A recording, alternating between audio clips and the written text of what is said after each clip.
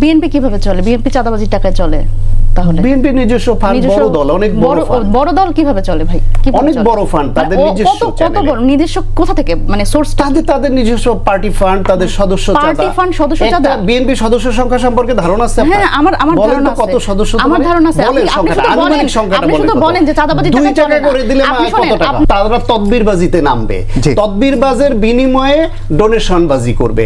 যেটা হইলো কি এখন ট্রোল করে অনেকে বলে যে বিএনপি করলে ওরা বলেন চাঁদাবাজি, আর হচ্ছে জামাত হলে হাদিয়া, আর এনসিপি হলে ডোনেশন। মনির সামনে উত্তর দিবেন নিশ্চয়ই। আচ্ছা, আমি জানতে চাচ্ছিলাম যে এনসিপি আসলে কি কি ডিফিকাল্টির মধ্যে এখন আছে? ধন্যবাদ। যারা দেখছেন তাদের শুভেচ্ছা এবং আমার সহ আলোচক ভাইকে শুভেচ্ছা। এনসিপি ডিফিকাল্টির মধ্যে আছে না শুধু, মানে আসলে পুরো দেশটাতেই আসলে যে ধরনের পরিস্থিতির মধ্যে দিয়ে আমরা যাচ্ছি সবকিছুই ডিফিকাল্ট। তো এই জায়গা থেকে যখন আমরা আসলে পদযাত্রা করতে যাচ্ছি বিভিন্ন জায়গায়, সেখানে দেখা যাচ্ছে যে আপনারা গোপালগঞ্জের ঘটনাটা দেখলেন, যেখানে আইন শৃঙ্খলা বাহিনী যথেষ্ট তৎপর হলে আমরা এই ধরনের হামলার মধ্যে দিয়ে যেতাম না বলে আমরা মনে করছি। এবং এরপরে আপনি দেখেন যে গতকালকের ঘটনাটা, সেটাও আসলে ডিফিকাল্ট। মানে এই ধরনের পরিস্থিতিতে আসলে যেখানে আমরা বলছি বারবার করে সব জায়গায় অভ্যুত্থান পরবর্তী বাংলাদেশে বারবার করে বলছি ঐক্যের কথা, বারবার করে বলছি, মানে এই ঐক্যের কথাটা যদি শুধু মৌখিক ঐক্য হয় তাহলে কিন্তু মানসিকভাবে যদি আসলে আমরা না ভাবি যে আমাদের আসলে রাজনৈতিক ঐক্য প্রয়োজন, তাহলে কিন্তু বিষয়টা ডিফিকাল্ট হয়ে যায়। আর সেই ডিফিকাল্টিজের মধ্যে দিয়েই আমরা যাচ্ছি। কারণ যখন আমরা বলছি যে সকল রাজনৈতিক দলগুলোর মধ্যে আমরা ঐক্যমত্য কমিশনে যাচ্ছি, আমরা জুলাই সনদের কথা বলছি, আমরা জুলাই ঘোষণাপত্রের কথা বলছি, এবং কিন্তু এগুলো তো আসলে আমি যদি বলি সেটা একদম ব্ল্যাক অ্যান্ড হোয়াইট, এটা কাগজপত্রের কথা এবং কমিটমেন্টের কথা। কিন্তু আমরা যে ধরনের রাজনৈতিক সংস্কৃতির মধ্যে এত বছর ছিলাম, সেই সংস্কৃতি থেকে যদি বের হয়ে আসতে না পারি, আবার সেই হামলা মামলার যদি একটা রাজনৈতিক পরিবেশ হয় এবং পেশি শক্তির সেই রাজনীতি যদি আবার ফিরে আসে, তাহলে তো আসলে নতুন তরুণদের যে নতুন রাজনৈতিক বন্দোবস্ত, সেটা আসলে বাস্তবায়ন করা খুব ডিফিকাল্ট।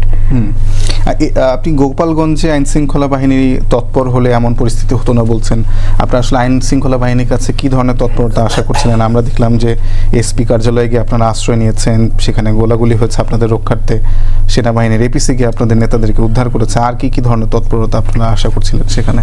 তৎপরতা আসলে ঘটনা ঘটার পরে আমরা বাংলা সিনেমায় যেরকম দেখতাম যে ঘটনা ঘটার পরে পুলিশ এসে উপস্থিত, তারপরে আসামিদের শুধু গ্রেপ্তার করছে, বা তখন এক ধরনের পরিবেশ তৈরি হচ্ছে যে সেখান থেকে আমাদের ওখানে রেস্কিউ করা হচ্ছে।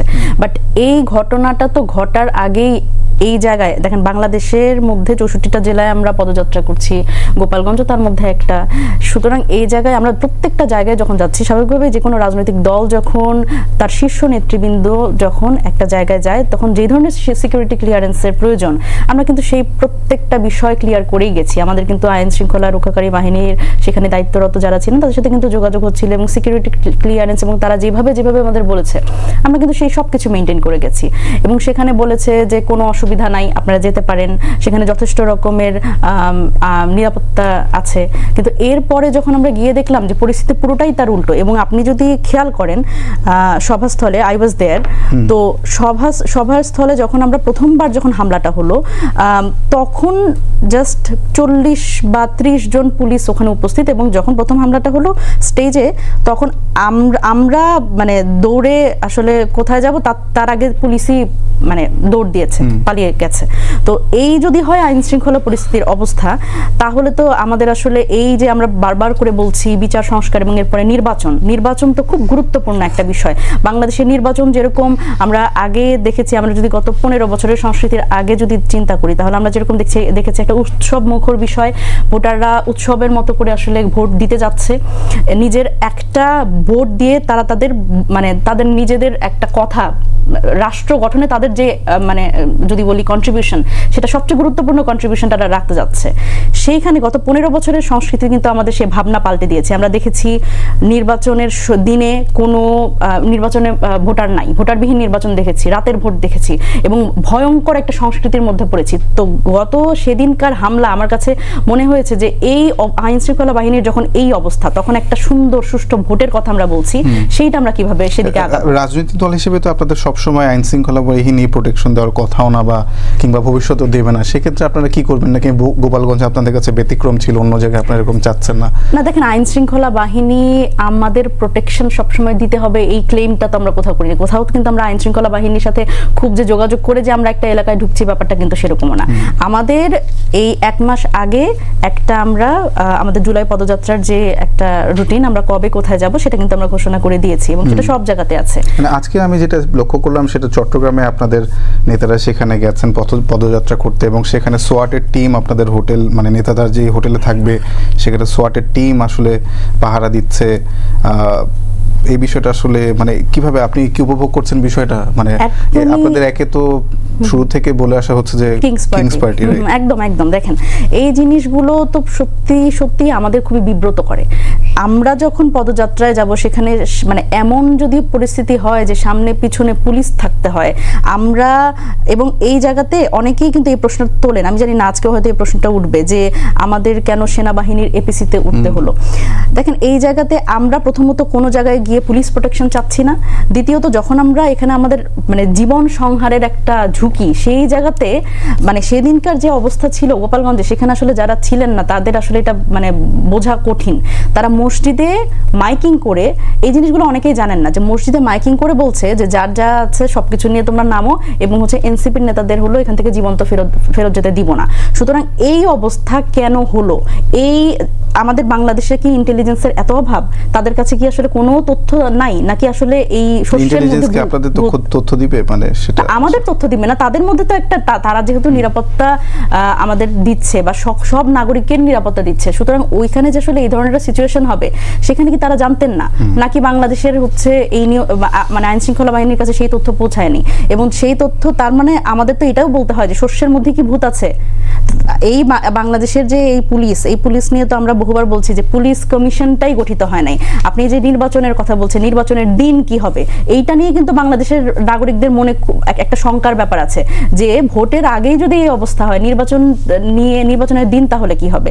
সেই জায়গা থেকে আমরা এখনো একটা পুলিশ কমিশন গঠন করতে পারিনি, এবং পুলিশ কমিশনের যে একটা গঠিত হয়েছিল সেটা কিন্তু রিপোর্টটা কিন্তু উন্মোচন হয়নি, এবং সেটা কিন্তু ঐকমত্য কমিশনের খুব গুরুত্বপূর্ণ একটা বিষয় ছিল, যেখানে আমাদের ঐকমত্য হওয়ার খুব গুরুত্বপূর্ণ ব্যাপার ছিল, কারণ সকল রাজনৈতিক দলেরই কিন্তু একটা কনসার্ন আছে এই নির্বাচন নিয়ে। সুতরাং এই জায়গাতে আমার মনে হয় যে বাংলাদেশে আইন শৃঙ্খলা বাহিনীর যে পরিস্থিতি আমরা দেখছি এটা তো ভয়ঙ্কর একটা ব্যাপার। এবং গতকালকের ঘটনাও যদি আপনি দেখেন যে একটি রাজনৈতিক দল, দেখেন আমরা যেই ধরনের সংস্কৃতির মধ্যে এতদিন ছিলাম, আমরা তো এতদিন কথা বলতে পারি নাই। কথা যেহেতু বলতে পারি নাই, এখন আমি আপনার একটা সমালোচনা করতেই পারি, সেই সমালোচনা আপনি সমালোচনার উত্তর দিবেন, কিন্তু সেখানে আসলে হামলার যে সংস্কৃতি আমরা দেখছি, বাংলাদেশের মানুষ আসলে এই সংস্কৃতি আর দেখতে চায়। অসংখ্য ধন্যবাদ শান্ত ভাই। আমি গতকালকে প্রসঙ্গ মনিরা শারবিন উল্লেখ করছেন, আমি সেখান থেকে আসতে চাই যে বিএনপি যেভাবে এনসিপির মঞ্চে ভাঙচুর করলো এবং হামলা করলো, আপনারা তো দীর্ঘদিন আওয়ামী লীগের আমলে গণতন্ত্রের জন্য লড়াই করেছেন, গণতন্ত্রের মানে প্রবক্তা হয়ে উঠেছিলেন আপনারা এই দীর্ঘ 15-16 বছর। সেখানে কি আপনাদের কাছে মনে হয় যে এটা খুব একটি গণতান্ত্রিক আচরণ ছিল এনসিপির মঞ্চে হামলা করা? ওকে, আপনাকে ধন্যবাদ আমার সহ আলোচক এবং যারা শুনছেন সবার জন্য শুভেচ্ছা রইল। প্রথমত আসেন যে সংকটের কথা বলা হচ্ছে, আপনার বিষয়বস্তু যে সেই সংকটটা কোন পর্যায়ে আছে। বাংলাদেশ বেসিক্যালি এই সময় বহুমাত্রিক সংকটের মধ্য দিয়ে যাচ্ছে। সেই সংকটটা রাজনৈতিক সংকট, সেটা আইন শৃঙ্খলা জনিত সংকট, সেটা ব্যবসার সংকট, সেটা বিনিয়োগের সংকট, সেটা কর্মসংস্থান না হওয়ার সংকট, সেটা দারিদ্র্যের সংখ্যা বাড়ছে সেই সংকট, এই নানাবিধ সংকটের মধ্য দিয়ে যাচ্ছে। সেই সংকটটাকে আরো বাড়িয়ে তোলা হচ্ছে অপ্রয়োজনীয় কথা ও আচরণ দিয়ে, একটা কৃত্রিম সংকট যোগ করা হচ্ছে তার সঙ্গে। এইসব বাস্তবতার যে সংকট আমি বললাম, তার সঙ্গে রাজনৈতিক একটা সংকটকে আরো একটা পক্ষ তাদের অপ্রয়োজনীয় কথা এবং আচরণ দিয়ে সংকটটাকে ঘনীভূত করছে। আপনি দেখেন মনিরা যেটা বললো যে ঐক্য শুধু মুখে মুখে থাকলে হবে না, কাজে আসতে হবে, প্রতিফলন ঘটতে হবে। তো ঐক্যের ভাষা কি এইটা যে নাসির তাকে কক্সবাজার গিয়েই ওইখানে সালাউদ্দিন আহমেদের এলাকায় গিয়ে তাকে শিলং ফেরত, গডফাদার, দখলদার, চাঁদাবাজ এইসব কথা ওইখানে গিয়ে বলতে হবে একজন ব্যক্তিকে নাম উল্লেখ করে? আপনি প্রমাণ থাকলে প্রমাণ দেন, সেটা তো বলার অনেক জায়গা আছে, তার বিরুদ্ধে আপনি আইনানুগ ব্যবস্থা নেওয়ার দিকে যান যদি প্রমাণ থাকে। কিন্তু শুধুই রাজনৈতিক বক্তব্য দিয়ে তার এলাকায় গিয়ে তাকে এটা বলতে হবে। ওনাদের নেতা নাহিদ তারেক রহমানকে নিয়ে বলেন যে মিটফোর্ডের হত্যাকাণ্ড নিয়ে যে আওয়ামী লীগের আমলে যেই সব হয়েছে সেটার দায় যদি শেখ হাসিনা নিতে হয়, তাহলে ওটা কেন তারেক রহমানের নয়? শেখ হাসিনা নিজে নির্দেশ দিয়ে গুম খুন করিয়েছেন। গণহত্যায় লেথাল উইপেন ব্যবহার করার নির্দেশটা এখন প্রকাশ্য, নির্দেশ দিয়ে হত্যা করিয়েছেন। আর তারেক রহমান বিদেশে তার দলের কর্মী লেভেলে তারা সহিংস এবং সন্ত্রাসী ঘটনার মাধ্যমে হত্যাকাণ্ড ঘটিয়েছে। এই দুইটার মাত্রা কি এক যে শেখ হাসিনার সঙ্গে তারেক রহমানকে তুলনা করতে হবে? ওইটা অবশ্যই জঘন্য, অবশ্যই বিচার দাবি করি আমরা, অবশ্যই দল থেকে তাকে বহিষ্কার করেছে এবং এই ঘটনা আর যাতে ঘটানোর সাহস কেউ না পায় সেই ভূমিকা দলকে নিতে হবে। কিন্তু তারেক রহমানকে শেখ হাসিনার সঙ্গে তুলনা করে যদি আপনি দায়টা চাপান, ওনাদের নেতা হাসনাত তিনি বলছেন যে জনসমর্থন থাকলে দেশের দিল্লিতে পালিয়ে থাকতে হয় না, লন্ডনেও বসে থাকতে হয় না।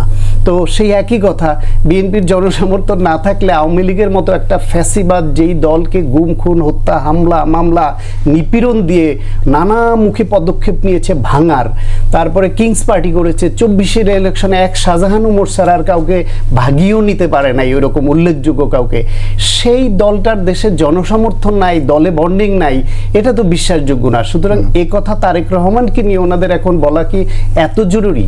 এনসিপির কোন নেতাকে উল্লেখ করে বিএনপির chairman Begum Khaleda Zia, acting chairman Tarique Rahman, মহাসচিব বা এই সালাউদ্দিন আহমেদের কথাই বলে, এরা কেউ কি ওনাদের কোন নেতার নাম উল্লেখ করে কাউকে এরকম কোন হিউমিলিয়েশন করা এরকম করেছেন? বক্তব্যের কথা আসলে শান্ত ভাই, এরকম বক্তব্য তো উঠে এসেছে যে আমি শব্দটা উচ্চারণ করতে চাচ্ছি না, অমুক করে দিলে ভেসে যাবে এনসিপি, না না, ধরনের বক্তব্য তো এসেছে। সেইটা গতকালকে যদি ফজলুর রহমানের কথা বলি, আমি বলি আপনাকে, এই কথা যেই লেভেল থেকে এসছে এবং তাদেরকে দল থেকে চিঠি দিয়ে সতর্ক করা হয়েছে পর্যন্ত যে এরকম ভাষা রাজনীতিতে যাতে ব্যবহার না করে, তো তাদের সতর্ক করা, দল তো এটাকে ওন করে নাই।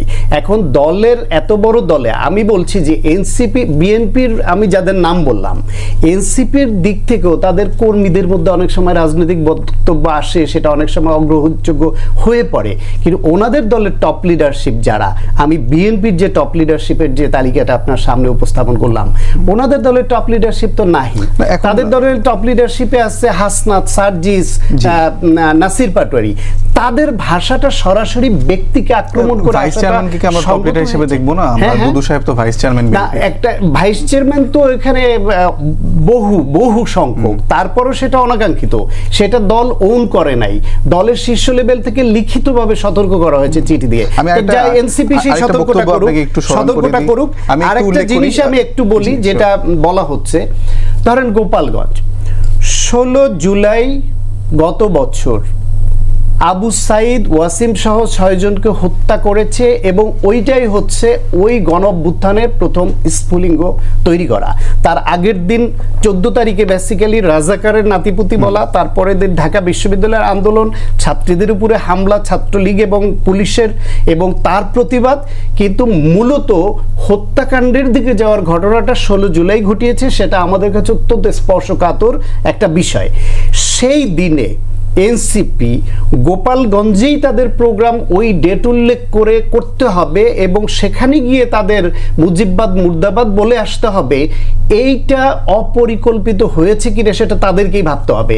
তাদের জন্য সারা বাংলাদেশের তারা, এই যে ঢাকায় তাদের লোক সংখ্যা কম হচ্ছিল তাদের প্রোগ্রামে, ঢাকার বাইরে পদযাত্রায় কিন্তু লোক সংখ্যা বাড়ছে আস্তে আস্তে। তারা তাদের কর্মসূচিতে আরেকটু ম্যাচুরিটির পরিচয় দিত, লোক সংখ্যা বাড়বে এবং পরিস্থিতি বুঝে আস্তে আস্তে তারা এগুবে। সেখানে 16 তারিখ ধরে ওইখানে গোপালগঞ্জে যাওয়াটা তাদের এই যে একটা পরিকল্পনার অংশ, যে ওইখানে যাবে, পুলিশ ওইখানে তাদের কত পাহারা দিবে? ওইখানে তো তাদের সঙ্গে পুলিশ ছিল, পরে বিজিবি আসছে, তারপর সেনাবাহিনী আসছে, তাদের নিরাপত্তা দিয়ে শেষ পর্যন্ত সেনাবাহিনীর নিরাপদ বাক্সের মধ্যে ঢুকিয়ে যানসহ আসতে সাহায্য করেছে। তাহলে আর কি করবে তারা? তারা সব করেছে। তারা অপরিকল্পিতভাবে, ইচ্ছাকৃতভাবে অথবা অপরিকল্পিত, আমার ধারণা তারা ওই বিশেষ তারিখটাকে বেছে নিয়েছে। তারা চায়, এবং কক্সবাজারে গিয়ে সালাউদ্দিন আহমেদকে এই যে গালিগালাজ করা, এর উদ্দেশ্য হচ্ছে তারা প্রতিপক্ষকে নিয়ে বিভিন্নভাবে এইরকম এনার্কি তৈরি করে কথা বলে পায়ে পাড়া দিয়ে ঝগড়াটিকে ইনভাইট করে তারা আলোচনায় থাকতে চায়। তারা ভিকটিম রোল প্লে করতে চায়। এই ভিকটিম রোল প্লের রাজনীতি এবং আলোচনায় থাকার রাজনীতি, এবং এর মাধ্যমে বলবে যে দেশে আইন শৃঙ্খলা রক্ষা পরিস্থিতি ভালো নয়, আইন শৃঙ্খলার নির্বাচনের পরিবেশটাই নির্বাচন। তাদের মূল টার্গেট হচ্ছে ভিকটিম রোল প্লে করা এবং নির্বাচন পেছানোর জন্য নানান ফন্দি ফিকির তৈরি করা। এখন এটা তো মানুষ বোঝে, মানুষ এখন বোকা না। এই যে আপনি বললেন সোয়াত তাদের পাহারা দিচ্ছে, পাহারা না চাইলে তারা বলুক যে আমাদের পুলিশ সোয়াত কারো পাহারা দরকার নাই, এনসিপি রাজনৈতিকভাবে না না এখন বলুক, এর পরেরটাই বলুক যে আমরা যেখানে যাব কোনো পুলিশ পাহারা আমাদের দরকার নাই, এনসিপি জনগণের না না দল থেকে সিদ্ধান্ত দেখ, পুলিশকে না করে দেখ। সরকার কি তাদের সরকার তাদের ইয়া নাকি মামাবাড়ি নাকি যে ভাগ্নেদেরকে রক্ষার জন্য অযাচিতভাবে এটা করবে? সরকার তাদের সর্বতোভাবে পেট্রোনাইজ করছে, সবকিছুতে তাদের পক্ষে সরকারের সুর, তাদের সুর মেলে যাচ্ছে সেইখানে শুরু থেকেই। সেইখানে তারা না চাইলে, তারা নিষেধ করলে, তাদের দলের তরফ থেকে এখানে টক শোতে না, দলের তরফ থেকে স্টেটমেন্ট করে বলা হোক যে আমরা জনগণের জন্য কাজ করি, জনগণের দল হিসেবে আমরা যাব, আমাদের জন্য কোনো পুলিশি প্রোটেকশন দরকার নাই। If they have the guards they can do it. জি, আমি আবার মির্জা ফখরুল ইসলাম আলমগীর কোথাও গেলে ভাই পুলিশ প্রোটেকশন পান, তাহলে না করেন কেন? যে আমরা পান কিনা নাকি উনি চান, নাকি উনি চান কোনটা? এই প্রশ্ন ওনার নিরাপত্তার যেটা সেটা তো দিবে, তাহলে সেইটা আমরা চাই না, আমরা আলাদা করে চাই না। অনিবন্ধিত দল, আমরা আলাদা করে নিবন্ধনই পাইনি তারা। জি, তারা নিবন্ধিত মার্কা পাওয়া কোনো রাজনৈতিক দলই না। তাদেরকে যদি এখনো পর্যন্ত অস্বীকার করা হয় যে তারা এখানে এনলিস্টেড কোনো দলই না। মনিরাকে প্রশ্ন করেছে, আপনি শান্ত ভাই অনেকগুলো অভিযোগ করলে, একটা হচ্ছে আপনারা ওই দিন 16 জুলাই আসলে গোপালগঞ্জের সমাবেশটা কতটা ম্যাচুরিটি পরিচয় দিয়েছেন সে প্রশ্ন হচ্ছে শান্ত ভাই, প্লাস আপনারা আসলে জায়গায় জায়গায় গিয়ে উদ্দেশ্য প্রণোদিত বা উস্কানিমূলক বক্তব্য দিয়ে আপনারা ভিকটিম রোল প্লে করতে চান কিনা, পায়ে পাড়া দিয়ে ঝগড়া করতে চান কিনা, সেটা উত্তর। আচ্ছা, আমি বলি সালাউদ্দিন আহমেদকে নিয়ে নাসির যা বলছে তার প্রমাণ তাকে দিতে হবে।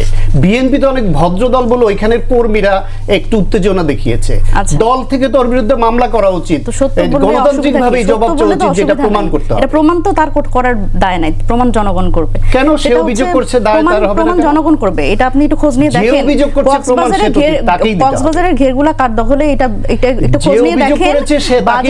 বাজারগুলা কার দখলে একটু আপনি খোঁজ নিয়ে দেখেন। প্রথমত ভাইয়ের হচ্ছে প্রথম যেটা উনি বলছেন সেটা হচ্ছে আমরা 16ই জুলাই কেন আসলে গোপালগঞ্জ কেন 16ই জুলাই কি গোপালগঞ্জ যাওয়া নিষেধ নাকি অন্য যে কোনো জায়গাতেই, মানে গোপালগঞ্জ যাওয়া কি নিষেধ কিনা? গোপালগঞ্জ কেন আপনারা আলাদাভাবে দেখছেন? আমাদের কাছে তো অন্যান্য 64টা জেলার মতোই গোপালগঞ্জ একটি জেলা, এবং সেইখানে হচ্ছে আমরা দেখেন আমরা গোপালগঞ্জ বা বগুড়ার রাজনীতি করতে চাই না। বাংলাদেশে এই ধরনের রাজনীতি আমরা বহু বছর দেখেছি। আমরা গোপালগঞ্জের মানুষকে আপনি সেদিনকার যদি নাহিদ ইসলামের বক্তব্য যদি খেয়াল করে দেখেন, আমরা গোপালগঞ্জের মানুষকে কিন্তু আমরা ডিজোন করি নাই। আমরা বলছি যে আমাদের প্রতিবাদ হচ্ছে সন্ত্রাসীদের বিরুদ্ধে, যারা হামলা করছে হামলাকারীর বিরুদ্ধে। কিন্তু কেন গোপালগঞ্জের মানুষের অধিকার নিয়ে আমি কথা বলবো না? অবশ্যই গোপালগঞ্জের মানুষের অধিকার নিয়ে তো সকল রাজনৈতিক দল কথা বলবে। আমরা দেখেছি একটা রেজিমে বগুড়ার লোকজন হচ্ছে যেভাবে করে আসলে মানে কি বলবো, রাজনৈতিক মানচিত্র থেকে তারা বিচ্ছিন্ন হয়ে গেছে। এবার এখন যদি এরকম গোপালগঞ্জ যদি বিচ্ছিন্ন হয়ে যায়, সেটা আমরা চাই না। আমাদের রাজনীতি সবার জন্য, সাধারণ জনগণের জন্য। সেখানে গোপালগঞ্জকে আমরা ডিজাইন করতে চাই না, গোপালগঞ্জের সাধারণ মানুষকে আমরা ডিজাইন করতে চাই না। এবং সেখানে 16 তারিখ হোক বা যে কোনো তারিখটা আসলে গুরুত্বপূর্ণ না। গোপালগঞ্জ এটা এমনও না যে আসলে গোপালগঞ্জ আমরা খুব চিন্তা ভাবনা করে 16 তারিখে ফেলেছি, বিষয়টা এরকম না। আরেকটা দেখেন, আমরা আসলে বিভিন্ন জায়গায় দেখেন সত্য বলাতে, আমি এটা অলরেডি বললাম যে সত্য বলাতে তো অসুবিধা নেই। আমরা যখন দেখেছি যে গত 15 বছরে শেখ হাসিনাকে যেভাবে একটা কাল্ট তৈরি করা হয়েছে, শেখ হাসিনাকে নিয়ে কিছু বলা যাবে না, শেখ মুজিবকে নিয়ে কিছু বলা যাবে না, মুজিববাদ মুর্দাবাদ বললে কেন অসুবিধা হয়?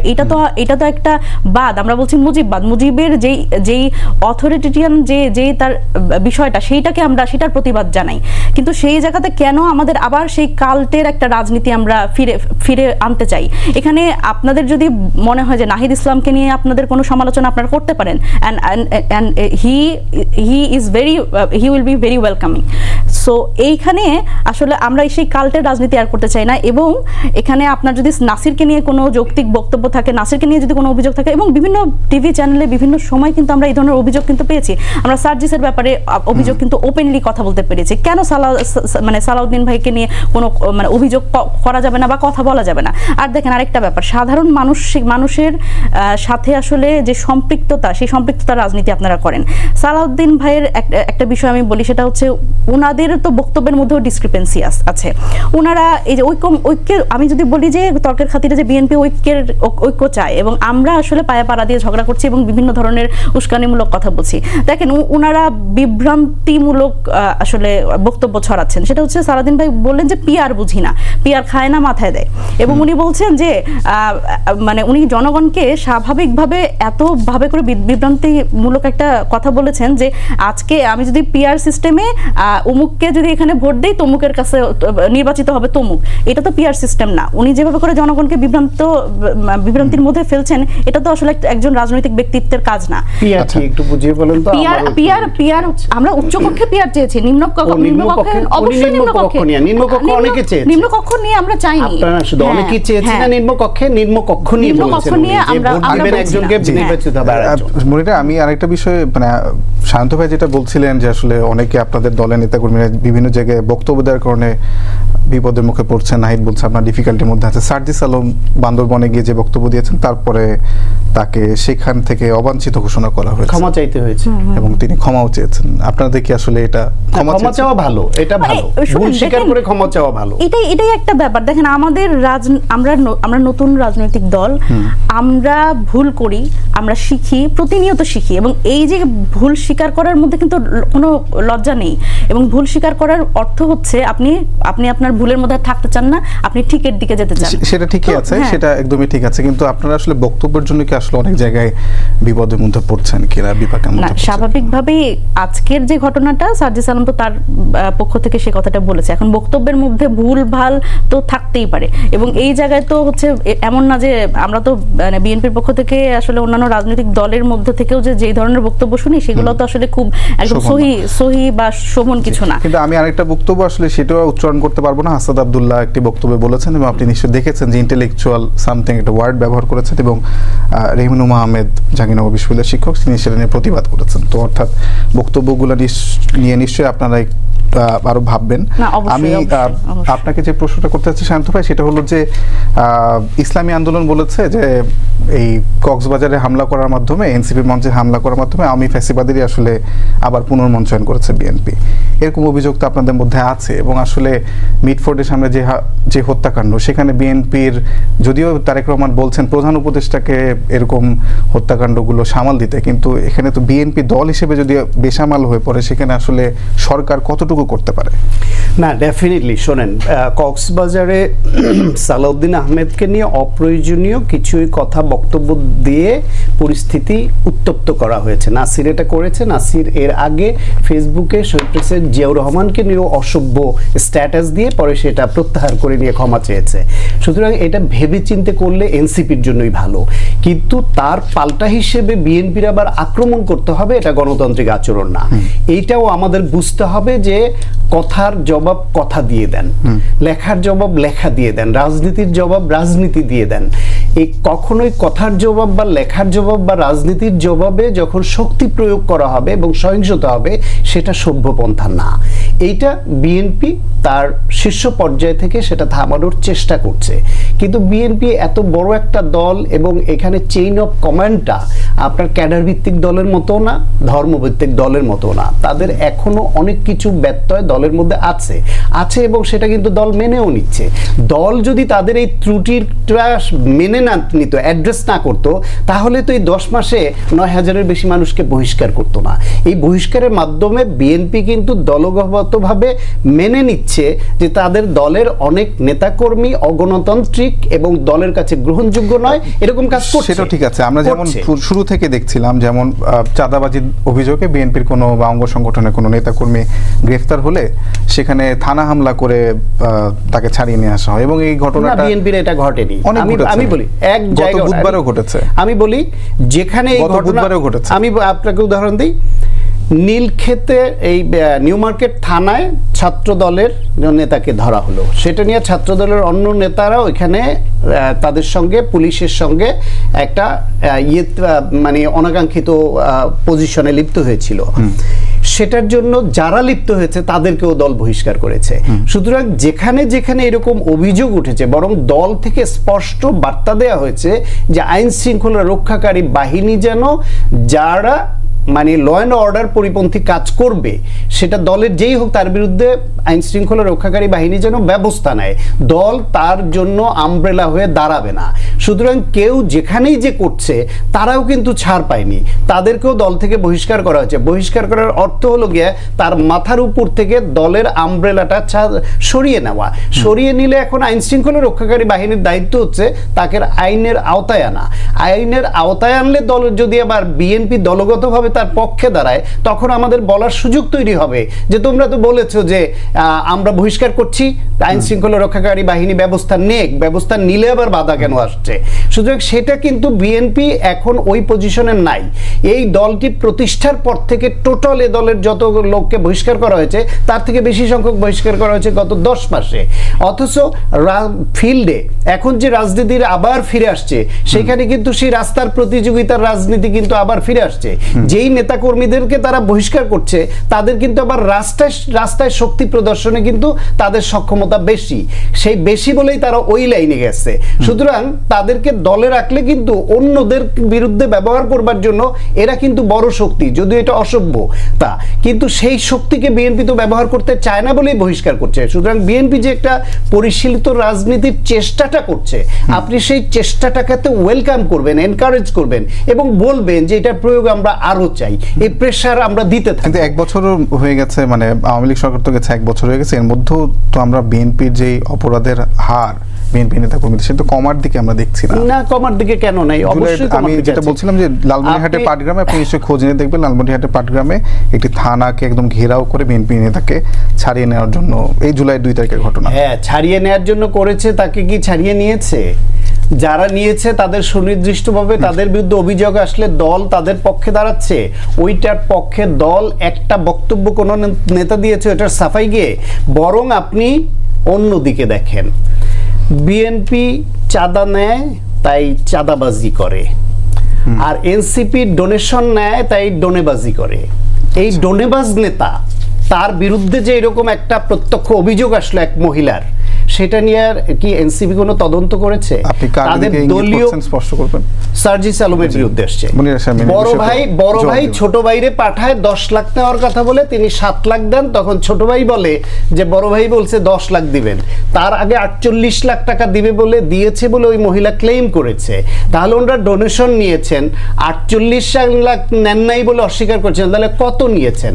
এবং সেই টাকাটা উনি নেওয়ার আগে কি দেখেছেন যে এটা ওনার বৈধ টাকা কিনা নাকি কালো টাকা, নাকি উনার কাছে আবার ওয়ালটনের নাম্বার চায়, আবার কোন গ্রুপের নাম্বার চায়, মানে বড় দল চালাতে অনেক ফান্ড লাগে। তাহলে এই যে ডোনেশনের নামে যে চাঁদাবাজিটা, তা ডোনেশন তাদেরকে দিতে আসে কেন? তারা তাদের দিয়ে কেন ফোন করিয়ে ওই যে সরকারের সঙ্গে বসুন্ধরা গ্রুপের সিটিং দেওয়ার ব্যবস্থা চায়? কারণ হচ্ছে তারা তদবিরবাজিতে নামবে, তদবিরবাজের বিনিময়ে ডোনেশনবাজি করবে, যেটা হইল গিয়ে এখন ট্রোল করে অনেকে বলে যে বিএনপি করলে ওরা বলেন চাঁদাবাজি, আর হচ্ছে জামাত হলে হাদিয়া, আর এনসিপি হলে ডোনেশন। মনির সামনে উত্তর দিবেন নিশ্চয়। আচ্ছা, বিএনপি কিভাবে চলে? বিএনপি চাঁদাবাজির টাকায় চলে? তাহলে বিএনপি নিজস্ব ফান্ড, বড় দল, অনেক বড় দল কিভাবে চলে ভাই? অনেক বড় ফান্ড তাদের নিজস্ব। কত বড়? নিজস্ব কোথা থেকে, মানে সোর্স?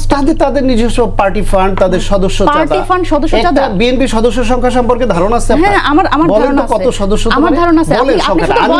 আপনি শুধু বলেন যে চাঁদাবাজির টাকা চলে করে দিলে কত টাকা? আপনাদের বিএনপির এটাও আমরা দেখেছি, চাঁদাবাজি মানে ওই যে বলে না যে চাঁদাবাজি করে ধরা পড়লে গ্রেফতার, আর চাঁদাবাজি করলে হচ্ছে সেটা পুরস্কার, মানে ধরা না পড়লে আর কি। এইভাবে করে ব্যবস্থা নাই, আপনারা তো একটা তদন্তও করলেন না। শুনেন আমি বলি, ঘটনা তদন্ত করে আপনার নেতা যে নির্দোষ এটা আমরা দেখতে চাই। শুনেন, নেতা নির্দোষ কি আপনি অভিযোগ করছেন, আপনি প্রমাণ কি প্রমাণ দিয়েছেন? আমরা আমাদের তদন্ত করা আছে। শুনেন, অভিযোগ আসলে তদন্ত করবেন না, অভিযোগ আসছে তো আপনি এমন ভাবে যদি অভিযোগটা কোনো উপস্থাপন করেন যেটা একদম মনে হচ্ছে যে একেবারে আপনি প্রমাণ সহ আছে, আপনার কাছে তো কোনো প্রমাণ নাই। আমি বলছি ডোনেশনের কথা বলেন। হ্যাঁ আমরা তদন্ত করেছি। উনি তো সাময়িকভাবে এখন সাময়িকভাবে তো উনি এখন আসছে না কোথাও, বহিষ্কার আসছে না। কে বহিষ্কার করেছেন? সাময়িকভাবে তো স্ট্যান্ড বাই, উনি সাময়িকভাবে স্ট্যান্ড বাই আছে। শুনেন, এখন আমি বলি ডোনেশনের কথাটা কার্যক্রম থেকে আপাতত স্থগিত করেন। হ্যাঁ, এখন আমাদের তদন্তের রিপোর্ট আমরা দিচ্ছি। আপনাদের তদন্তের রিপোর্ট কতগুলো আমি চাবো, আপনি কতগুলো দিতে পারবেন? ঠিক আছে, আমি শেষ করি। আমি বলি ডোনেশনের কথা, তো ডোনেশন থেকে শুরু করি, একটা একটা করে উত্তর দিই। উত্তর তো আমার কাছে আছে। সেটা হচ্ছে দেখেন, ডোনেশনের বিষয় হচ্ছে যখন একজন, আপনি যদি একটা কোনো অসৎ উদ্দেশ্যে, আপনি বলছেন যে আপনি যদি ক্ষুদ্র ব্যবসায়ী হন আপনি ডোনেশন দিবেন। আমাদের একটা ফাইন্যান্সিয়াল পলিসি আছে। সেই ফাইন্যান্সিয়াল পলিসিতে আমাদের স্পষ্ট করে লেখা আছে যে আমরা আসলে কার থেকে ডোনেশন নিতে পারবো। আপনি যদি ক্ষুদ্র ব্যবসায়ী হন, আমরা বড় যেটা অলিগার্ক বড় কোম্পানি, ভাইয়ের কাছে কোনো এভিডেন্স নাই যে বসুন্ধরা গ্রুপের সাথে আমরা বসতে চেয়েছি। That is no evidence. I can bet on air, সেখানে কোনো এভিডেন্স নাই। ওনারা হচ্ছে এমন ভাবে বলেন যে আমরা মনে হয় বসছি, এবং এগুলো জনগণের মধ্যে বিভ্রান্তি তৈরি করে। আমরা বলেছি যে কর্পোরেট অনুদান আমরা নিতে পারবো, এবং আমরা তাদের সাথে তাদের হচ্ছে অবশ্যই কোনো সুবিধার বিনিময়ে দিতে পারবো না। এই ঘটনাটা ঘটেছে তখনই যখন ওই নারী একটা অনৈতিক সুবিধা নিতে চেয়েছে এবং আমাদের নেতার সাথে বসতে চেয়েছে। আমরা বলেছি আমরা কোনো সুবিধা দিতে পারবো না। আপনি যদি এনসিপি কে ডোনেট করার জন্য আমাদের কিন্তু একটা পুরো আমরা ওয়েবসাইট করেছি। সেই ওয়েবসাইটে কত টাকা কোথা থেকে, বাংলাদেশের কোন অঞ্চল থেকে, কোন জেলা থেকে কত টাকা পাঠানো হচ্ছে সবকিছু, everything is very clear to the people. সুতরাং সেই জায়গায় ওই মহিলার টাকা সবাই তো ক্যাশে দিয়ে, সবাই তো জানার জন্য, না ওই মহিলাটা তো ওইখানে থাকবে না ভাই। ওইটা তো ওয়েবসাইটে যারা আমাদের বিকাশে, আপনি আমাদের ডোনেট করতে যদি চান আপনি আমাদের বিকাশে টাকা দিয়েন। আপনি যদি এনসিপি কে ডোনেট করতে চান, এনসিপির অনেক শুভাকাঙ্ক্ষী, ওনার রেকর্ডটা আমরা 6 মাস পরে যখন আসলে আমাদের সিএ ফার্ম দিয়ে, আমরা থার্ড পার্টি দিয়ে যখন আমরা আয় ব্যয়ের হিসাব দিব এবং সেটা আমরা প্রেস কনফারেন্স করে মানুষের কাছে দিব, সেখানে ওনার এই ডোনেশনটা থাকবে। No problem. বললেন আপনারা কম বলছেন, তা আমাদের জানার আগ্রহ আছে। এখন আপনি যদি আমাদের কাছে রসিদ আছে উনি যেটা দিয়েছেন, এবং আপনি ডিসক্লোজ করে দেন যে এই যে রসিদ আছে এত টাকা দিয়েছে, অবশ্যই আমরা ডিসক্লোজ বলছেন না। আমরা কি এখন আমাদের যে আগ্রহ এটা নিবৃত্ত করবেন না জনগণের আগ্রহ। আপনি যদি 1 লাখ টাকা আমাকে দিয়ে বলেন যে আপনাকে 10 লাখ টাকা দিছি, এখন আমি কি am I liable to talk to you যে ঠিক আছে আপনাকে ওই রসিদটা আমরা এখনই দেখাতে হবে? আমরা 6 মাস পর অডিট করব, এবং আমাদের যে আয় ব্যয়ের হিসাব সেটা আমরা জনগণের সামনে প্রকাশ করব। জনগণ আপনাদের ভুল বুঝছে, সেই ভুল বোঝা থেকে সরানোর জন্য আপনার স্টেটমেন্টটা দেওয়া উচিত যে 48 লাখ টাকা আমরা 11 লাখ টাকা নিয়েছি, আমরা 16 লাখ টাকা নিয়েছি। এটা আমাদের কিন্তু ফেসবুকের মাধ্যমে, এগুলো আমরা ফেসবুকের মাধ্যমে কিন্তু অলরেডি ক্লিয়ার করে ফেলেছি। এবং আমাদের যখন প্রেস কনফারেন্স করে আমাদের দল থেকে করতে হবে না, তো আমাদের তো হবে না। অভিযোগ দলের বিরুদ্ধে না, অভিযোগ যখন ব্যক্তির বিরুদ্ধে, সেই ব্যক্তি ক্লিয়ার হিসেবে বলছে আপনাদের যাতে মানুষ ভুল না বোঝে, একটু ক্লিয়ার করে দেন যে ভাই 48 লাখ টাকা ওই মোড়ের থেকে মহিলা থেকে নিয়ে। ঘটনা হচ্ছে যে আমি তো একজন করে এটা ব্যাখ্যা দিতে যাব না। আমি শান্ত ভাই একটু মনে রাখে, একজন করে আমি ব্যাখ্যা দিতে যাব না। এখন আমাদের যে পলিসি মোতাবেক আমাদের যারা ফান্ড করতে চায়, সেখানে হচ্ছে যারা যদি ব্যক্তি আপনি ফান্ড করতে চান আপনি ক্যাশে দিতে পারেন, সেখানে আমরা একটা রসিদ দিব। এবং যদি আপনি আমাদের বিকাশ এবং ব্যাংক অ্যাকাউন্টের মধ্যে করতে চান সেটা তো আমাদের ওয়েবসাইটে ভিজিবল। সুতরাং এখানে ডোনেশন নেওয়া তো হারাম না, হারাম। ডোনেশন তো অবশ্যই, একটা ডোনেশন না হলে মানুষের টাকায়, আমরা বলেছি যে জনতার দল জনতার টাকায় চলবে, আমরা ডোনেশন নেই। এখন ডোনেশন কি আপনি ডোনেশন নেওয়া যেহেতু হারাম না, বাংলাদেশের সব রাজনৈতিক দল ডোনেশন নেয়। এখন আমরা তো চাঁদাবাজি করতে নামবো না, চাঁদাবাজি করতে নামবো আমরা তো অন্যান্য রাজনৈতিক দলের মধ্যে, আমাদের চাঁদাবাজ নাই আমাদের দলের মধ্যে। সুতরাং সেই জায়গায় আমরা ডোনেশন নিব, এবং আমরা বলেছি যে কর্পোরেট অনুদান আমাদের দিতে পারবেন এবং ব্যক্তিও আমাদের ডোনেট করতে পারবে। সুতরাং এইখানে যে ডিসক্রিপেন্সির কথা ভাই বললেন সেটা হচ্ছে যখন, তবে আমরা বলছি যে কোনো অনৈতিক সুবিধা দিয়ে আমরা এই ডোনেশনটা করতে পারবো না। এখানে তো দেখেন অনেকেই আমাদের উপরে কিন্তু নাখোশ, এই কারণে অনেকেই নিজেদের, বাংলাদেশের যে রাজনৈতিক সংস্কৃতি, রাজনৈতিক দলের নেতা মানেই তারা আসলে একটা অনৈতিক সুবিধা নিয়ে যায়। যেমন আমি গত সপ্তাহের ঘটনা, একজন এসছে, সে বিল দিতে পারছে না তার বাসায়, মানে মানুষের সাইকোলজি আপনি চিন্তা করেন যে আমাদের অভ্যাসটাই এরকম হয়ে গেছে, তার বাসায় বিল দিতে পারছে না, গ্যাসের বিল বিল দেয়নি, সেই বিল জমা হয়ে তার বাসার হচ্ছে গ্যাসের লাইনটা কেটে দিয়েছে। এখন তারা আমাদের কাছে এসছে যে আমরা যাতে একটু বলে দিই। আমি তখন বললাম যে ভাই এটা কি আমার দায়িত্ব, আপনি বিল দিতে পারেন নাই, আপনার হচ্ছে গ্যাসের লাইন কেটে দিচ্ছে, সেটার জন্য কি এখন আমি বলে দিব? বলে কি যে হ্যাঁ এরকম রাজনৈতিক দলগুলো এরকমই করে, তাহলে আপনি কি রাজনীতি করেন? বাংলাদেশের মানুষের মনস্তত্ত্ব হচ্ছে রাজনৈতিক দলের ব্যাপারে এরকম। সুতরাং সেই জায়গা থেকে আমরা যখন নতুন করে চিন্তা করছি, আমরা ডোনেশন সাধারণ মানুষের কাছ থেকে আমরা ডোনেশন নিব না, সাধারণ মানুষ আমাদের এমনি ডোনেশন দেয়। অসংখ্য ধন্যবাদ মনিরা শারমিন। আমি শেষ প্রশ্ন শান্ত ভাই আপনাকে করতে চাই, আপনার হাতে 1.5-2 মিনিট সময় আছে। সেটা হলো যে দলীয় প্রধানমন্ত্রী হতে পারবে না, এই বিষয়ে আসলে এনসিপি, জামায়াত সহ গণসংহতি আন্দোলন বেশিরভাগ দলই আসলে একমত হচ্ছে, শুধুমাত্র বিএনপির একটু এখানে ভিন্ন মত আছে। আসলে কেন বিএনপির ভিন্ন মত আছে? কারণ বিএনপির যে রাজনৈতিক দীর্ঘদিনের রাজনৈতিক কালচার, সেই কালচারটা আমরা জানি। তাতে এই দল মনে করে যে দলের মধ্যে শৃঙ্খলা রক্ষার জন্য এখনো তারা একক নেতৃত্বকে পথ চুজ করছে। এইটা যদি গণতান্ত্রিকভাবে দল চুজ করে, তাহলে সেই গণতান্ত্রিক অধিকারও তো দলের থাকা উচিত যে এই দলকেই দায়িত্ব দেন আপনি, তাদের নেতা কোন পদে কয় পদে তারা নির্ধারণ করবে। যদি সেটা জনগণ ভালোভাবে না নেয়, তাহলে জনগণ রায়ের মাধ্যমে তাদের সেটা জবাব দিয়ে দিবে। একই ব্যক্তি যদি লাগাতার দলের প্রধান থাকে, প্রধানমন্ত্রী, তাহলে তো গণতন্ত্র থাকে না। লাগাতার না, দুইবারের বেশি থাকতে পারবে না। ওর তো ওইটা তো এখন মোটামুটি দলের প্রধান যদি লাগাতার থাকে, আমি সেটা হয়ে গেছে। সেখানে দলের গণতন্ত্র থাকে না, কেন থাকবে না? যদি গণতান্ত্রিক ভাবেই একজনকে সেভাবে করা হয়। মালয়েশিয়ায় মাহাথির মোহাম্মদ কত বছর ছিলেন, শ্রীলঙ্কায় কত বছর ছিলেন, এরকম সব প্রচুর উদাহরণ এরকম আছে, ইন্ডিয়ায় উদাহরণ আছে। সুতরাং বাংলাদেশে যদি যেই দলের পার্টি স্ট্রাকচার যেমন, তাতে তারা যদি গণতান্ত্রিক পদ্ধতির দলের আভ্যন্তরীণভাবে এটাকে মেনে নেয় সবাই, তাহলে অন্যের আপত্তি কি?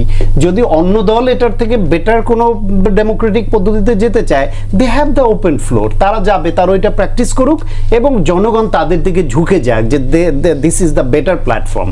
আপনি এটা চাপিয়ে দিবেন কেন?